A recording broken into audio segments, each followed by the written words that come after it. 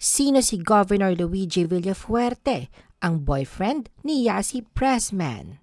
Si Vincenzo Renato Luigi Reyes Villafuerte ay pinanganak noong November 7, 1995 na nagsilbing gobernador ng Camarines Sur mula noong June 30, 2022.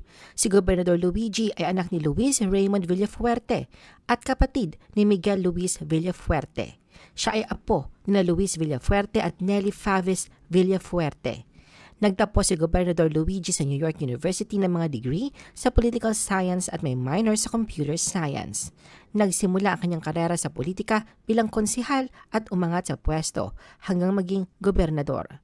Ang kanyang administrasyon ay nakatuon sa pag-unlad ng mga lokal na komunidad at pagsuporta sa mga negosyante.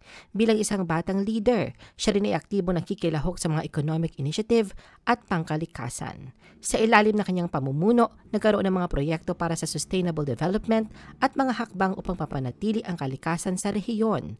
Si Governor Luigi Villafuerte ay itinuturing na isang inspirasyon sa mga kabataan at sa mga nais maglingkod sa bayan.